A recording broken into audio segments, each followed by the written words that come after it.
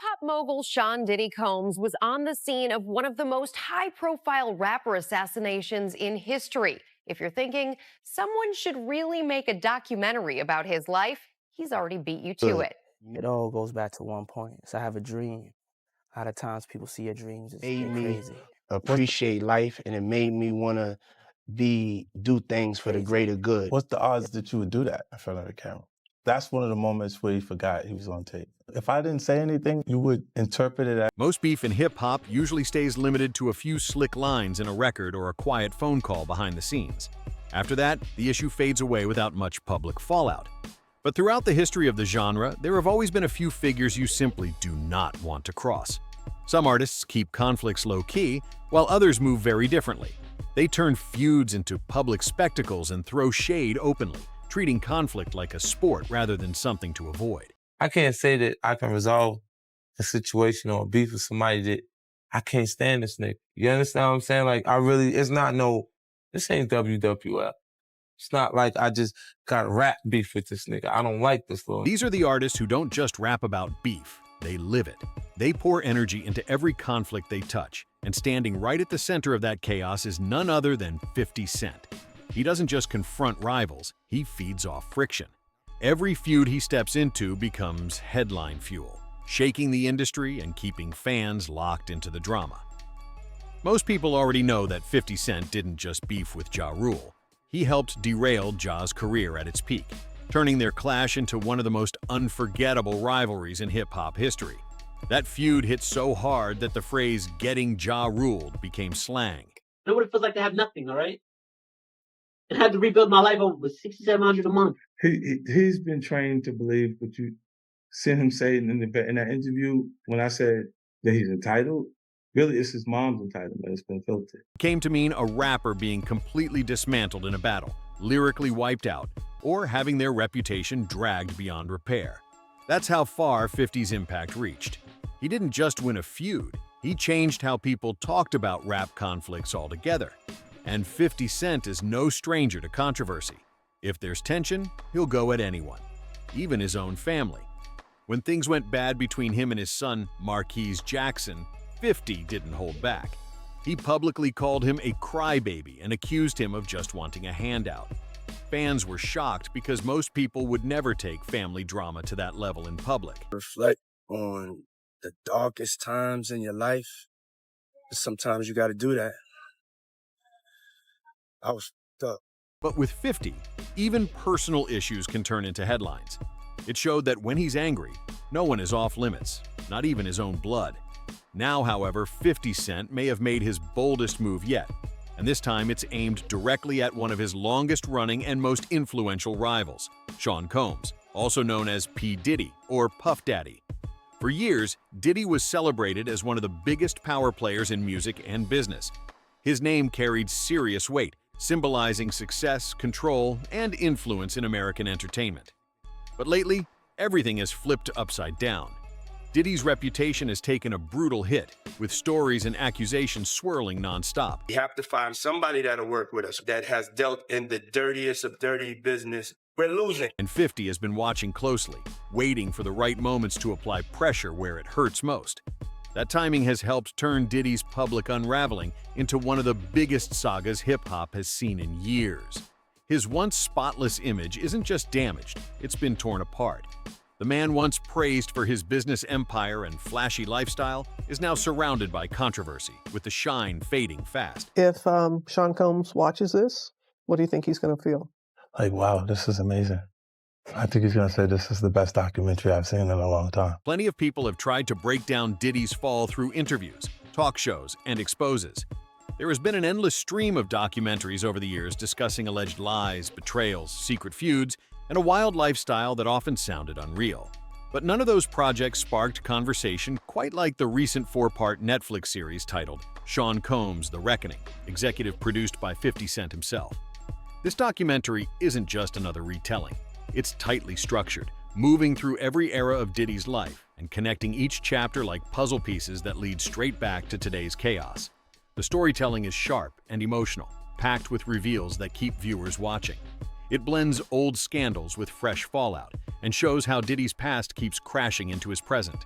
Before breaking down the series itself, though, it's important to rewind and understand how the feud between 50 Cent and Diddy even began. Had a thing with wanting to be one, but not positioned to be one street-wise, but positioned to be one industry-wise. And they call that a paper gangster. From being an intern to being on the cover of the Rolling Stone. There you are in your underwear. Look at that. Yeah. 50 came into the industry ready for war. In 1999, he released How to Rob, a track that openly called out some of the biggest names in hip-hop, including Diddy. It wasn't just a diss track, it was a statement. That record showed the world that 50 wasn't afraid of anyone, no matter how powerful they were. This all happened before one of the most infamous moments in hip-hop history, the day 50 Cent was shot 9 times and survived. That near-death experience became a major turning point in his life. It reshaped everything about him, from his outlook to his image. It left a permanent mark on his voice, giving it the deep, gritty tone fans instantly recognized. It also transformed his presence, turning him into a symbol of survival and resilience. To date people who he knows previously dated someone. He has a baby by a woman that was dating Tupac. Wow. To add to it, but we had to cut it down so he couldn't. For time. From that moment on, 50 Cent wasn't just a rapper. He became a cultural legend whose story inspired millions. By the early 2000s, 50 Cent finally crossed paths with Diddy, opening a whole new layer in their history. According to 50, he was ghostwriting for Puff at the time, crafting lines and hooks behind the scenes that later appeared in Diddy's work. This wasn't just a random claim. Former Bad Boy and Def Jam artist Shine publicly backed parts of 50's story, making people look at their connection differently. Things started getting messy from there. While other artists later accused 50 of being a federal informant, back then he was still mostly known around New York. To be shot.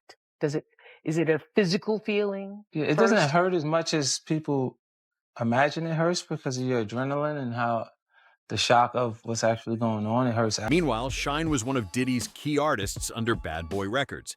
According to 50, he even wrote Diddy's verse on a specific track and later referenced it on his Guess Who's Back mixtape on the song Not Like Me.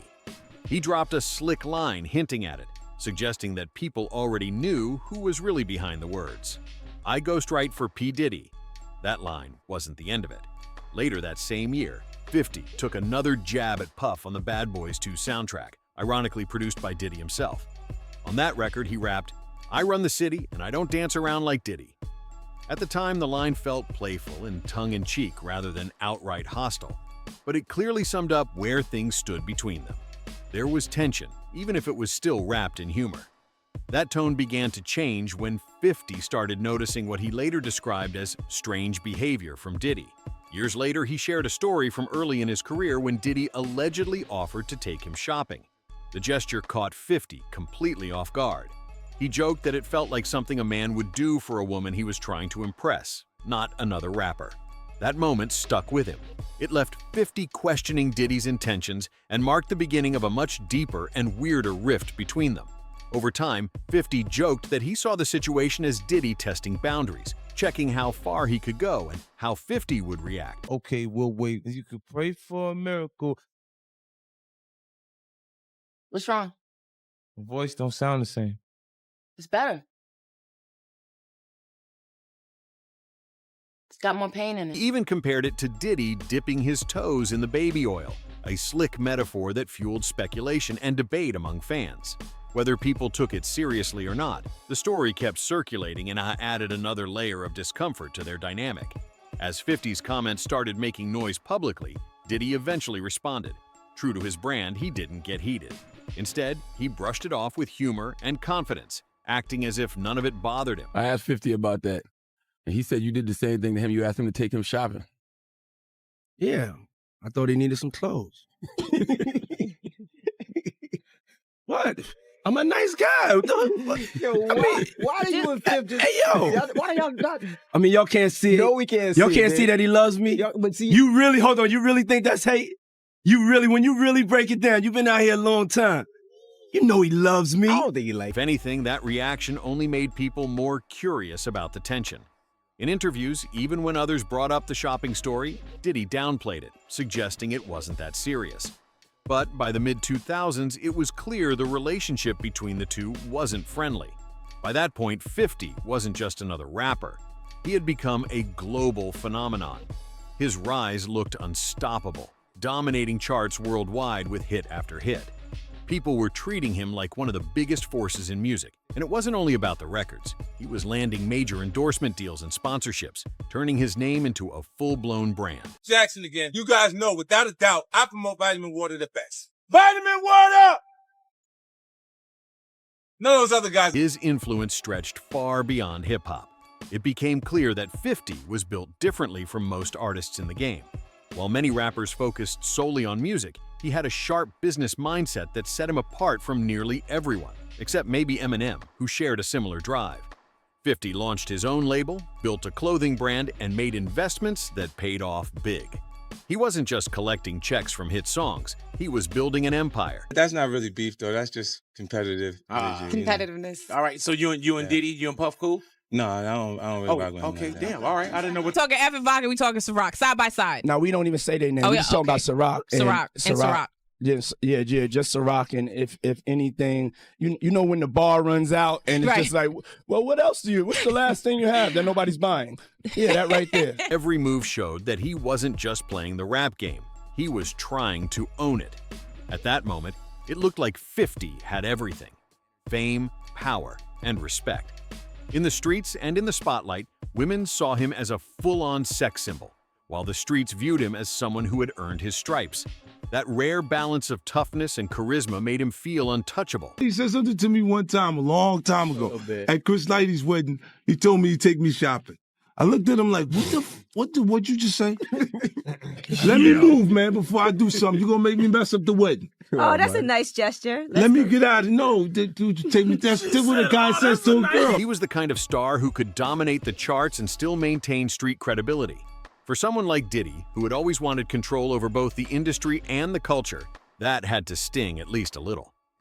Watching the documentary now, it's easy to see why many people believe Diddy may have felt envy toward 50, even though Diddy himself was already one of the biggest moguls in the game. Fuck with Diddy. No, that was ahead of the thing with Daphne or whatever like that. But y'all, man, I ain't kissed in the mouth in 10 years, man. Somebody got to kiss her.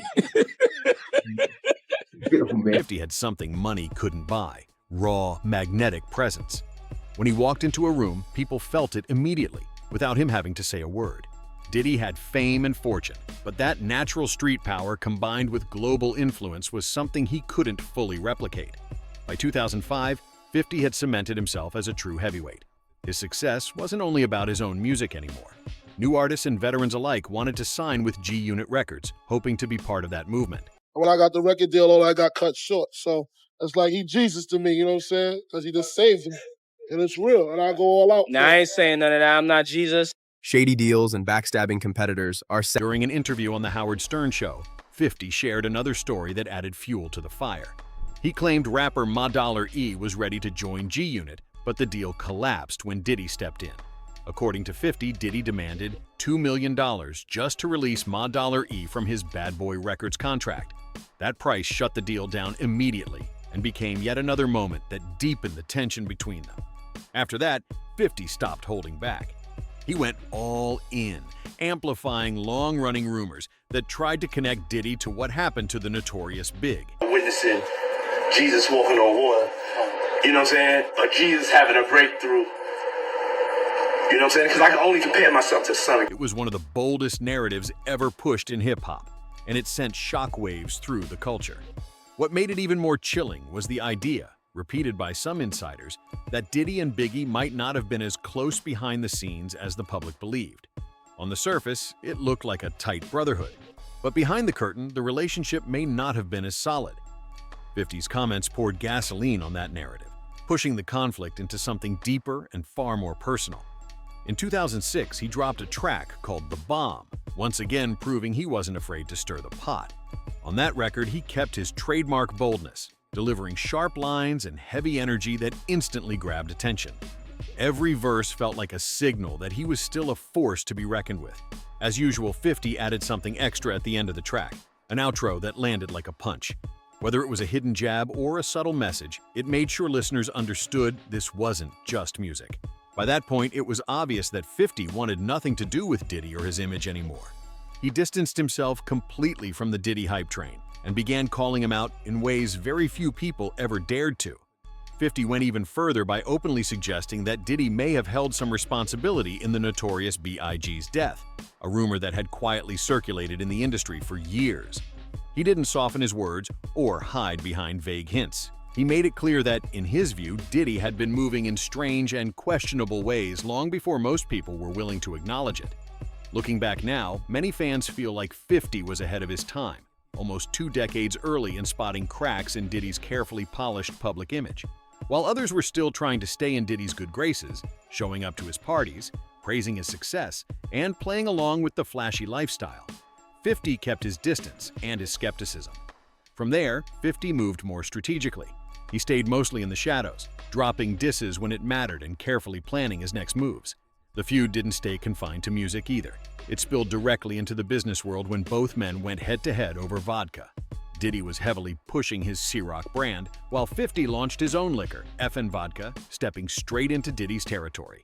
As expected, 50 couldn't resist turning the business rivalry into public entertainment. He began mocking Ciroc by calling it Puffy Juice, a nickname that poked fun at both the brand and the image Diddy had built around it. The joke caught on quickly. Fans repeated it across social media, turning yet another jab into a viral moment in their long-running rivalry. 50 didn't stop at jokes. He went further, openly bragging that FN Vodka was superior because it was wheat-based and smoother. At the same time, he continued clowning Ciroc for being grape-based, reinforcing the idea that his product was better.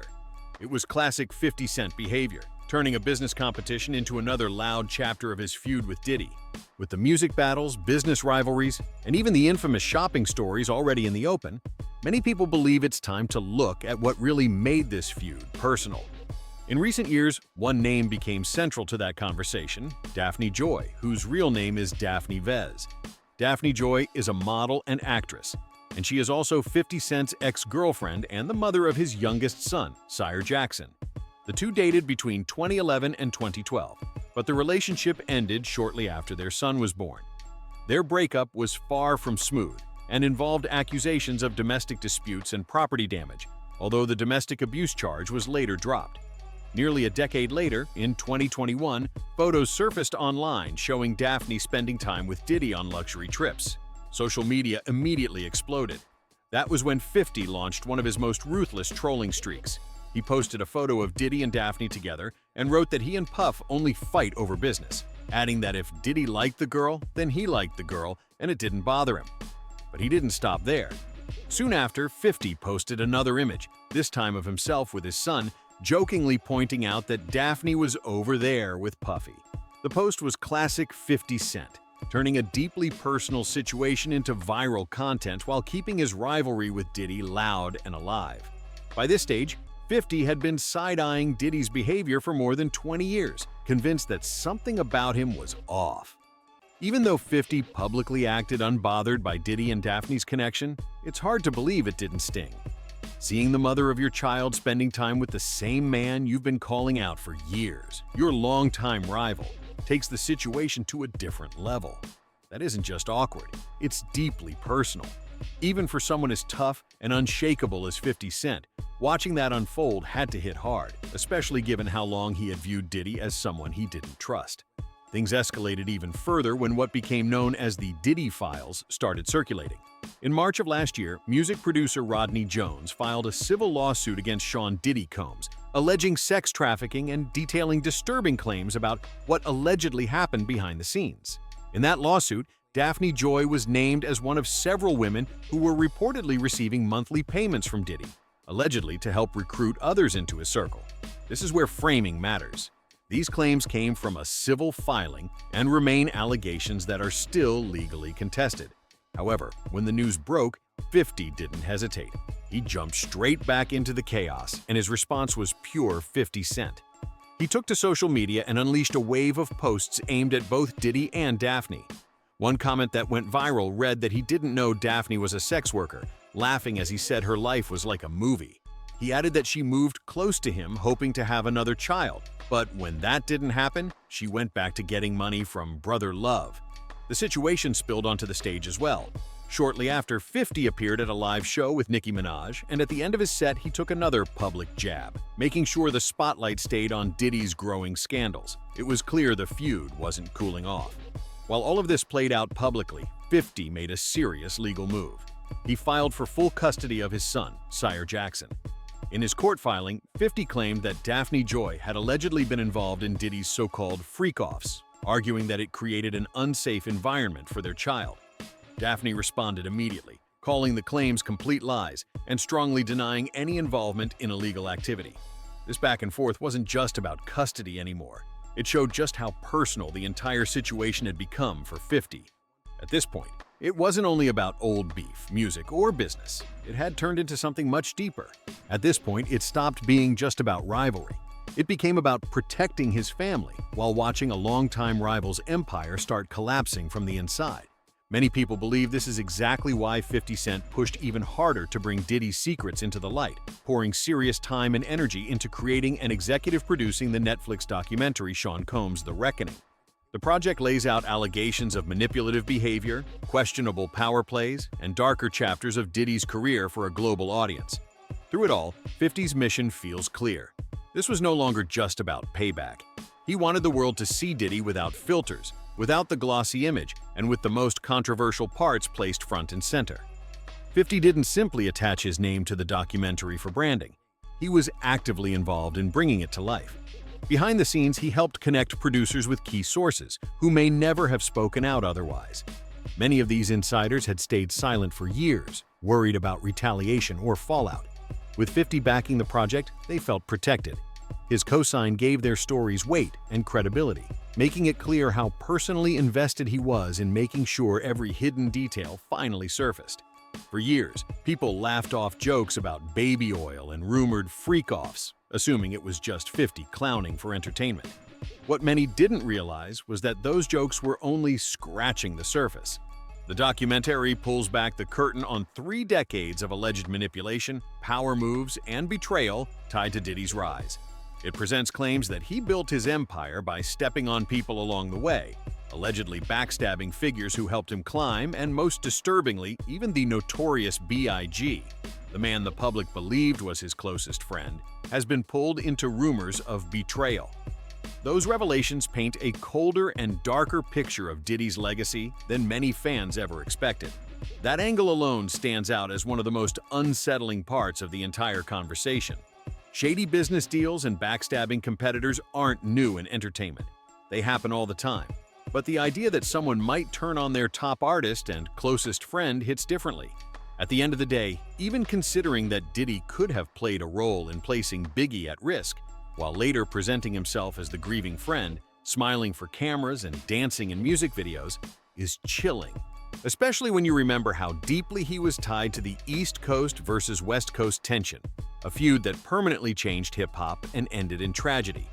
If any of these claims hold weight, they suggest that a man once viewed as a mogul and mentor may have had a darker connection to one of rap's most painful chapters.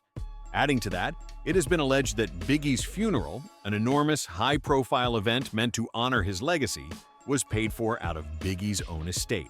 If accurate, that detail shocked both fans and insiders. Instead of reflecting genuine love and respect, it can come across as image management, making sure the public saw a heartbroken hero rather than asking harder questions. The documentary also highlights another disturbing pattern: the claim that Diddy allegedly used women as tools of influence in both his personal and professional life. According to 50's framing, Diddy's history of involvement with women connected to other powerful men, ex-girlfriends, partners, baby mothers, even wives, was less about love and more about leverage. These relationships are portrayed as ways to assert dominance and prove control, painting a picture of ego and power obsession rather than real connection. That theme circles back to the biggest question of all. What happens when someone with power goes unchecked for an entire lifetime? The documentary frames it clearly: a man surrounded by money, influence, and yes men for so long that he began to believe consequences didn't apply to him. At one point, the series even presents footage suggesting Diddy compared himself to Jesus Christ, framing public criticism and personal struggles on that level. That moment alone says a lot. It's not just arrogance, it's the belief that accountability doesn't apply. And that mindset explains much of the chaos surrounding his name today. The documentary also includes footage showing that, in the days leading up to his legal trouble, Diddy appeared confident he would walk away untouched and have the last laugh. According to the series, he was already planning how to shape footage into his own redemption narrative, expecting to return to the spotlight and say, "See, I told you." Instead of preparing for consequences, he was preparing a victory story. That plan didn't work. What was meant to be a comeback arc turned into the collapse of his public image. The footage meant to prove his confidence instead exposed how far the ego had gone. The result wasn't redemption, it was a reckoning. Once that material hit the screen, the impact was immediate. Viewers saw a side of Diddy that felt cold, detached, and disturbingly self-absorbed. The documentary didn't just question his choices, it framed him as someone who spent decades building an empire through control, manipulation, and image management. If you haven't seen the 4-part Netflix series Sean Combs' The Reckoning, it's worth watching. Not because it tells you what to think, but because it shows how power, image, and influence can stack up over decades, and how fast everything can flip once public pressure hits. No matter where you land on the debate, one thing is hard to ignore. 50 Cent doesn't treat conflict as a moment. He treats it as a long game. He watches, he waits, and when the timing is right, he turns the spotlight into a weapon. So here's the real question. Is 50 doing this because he genuinely wants accountability, or because he knows exactly how to capitalize when a giant starts wobbling? And if you've watched the documentary, what was the one moment that made you stop and think, this is bigger than music? Because in the next video, we're going even deeper. We're laying out the timeline, the key turning points, and the quiet connections that keep showing up in the background, including a few names most people don't even realize are tied to this story. Drop your take in the comments. Was this calculated or necessary? And if you want the next part, comment one word: reckoning.